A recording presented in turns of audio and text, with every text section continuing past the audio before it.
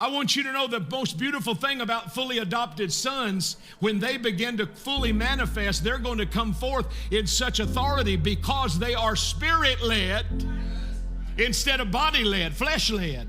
And they're not going to be, it's like this, and I haven't used this example in a little while, but let me use it here and then move on.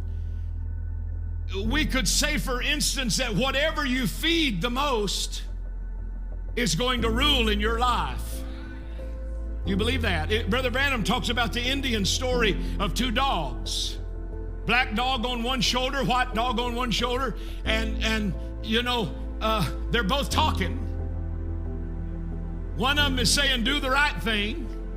One of them saying, do what you want to do, or do the wrong thing. And which one are you going to listen to? Well, you're going to listen to the loudest. And what determines which one's louder? The one you feed the most. You understand?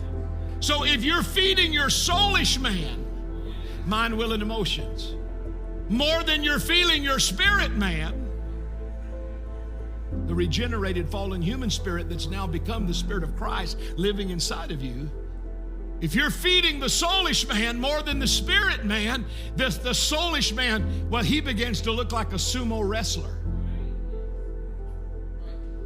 And the little spirit man inside of you begins to look like a little stick man. Now, who's going to get the job done? The sumo wrestler. If you keep feeding the soul, the mind, the will, and the emotion, if you keep feeding constantly the mind and the will and the emotion, how do we do that? By entertainment. By negative things, by negative movies, by negative environments, by negative talk, by listening to dirty jokes, by telling dirty jokes, by reading on Facebook things you shouldn't read and you know you shouldn't read, by participating in blogs and things you shouldn't be on, and even podcasts that you shouldn't be listening to.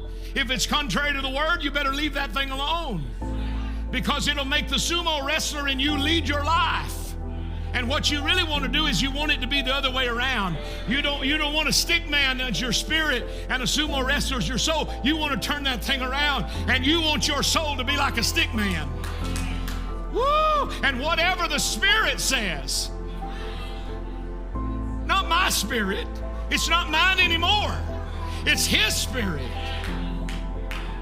I will not leave you comfortless. I will come to you. It's God in us. He's no longer just above us. He's no longer just with us. Where is He living? In us. And I don't want Him to shrink because I'm feeding my flesh and feeding my soul. Oh, I want my spirit man to have muscles. I want to keep yielding my inner being. Every time the word goes forth, I want to hold my spirit out there, and I want to say, help me, sword of the word, help me. Cut as you go in and cut as you come out, but I know I'll be whole.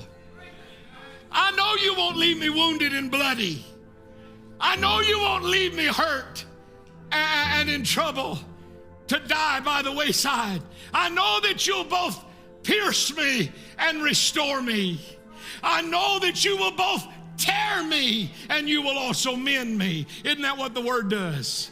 The same word that cuts us heals us. The same word that tears us apart puts us back together better than we ever were before. Somebody ought to help me now. Oh, thank God for what this word is. Not what it can, what it is accomplishing in His body. Hallelujah. What it is accomplishing. Woo, I want to thank Him for that.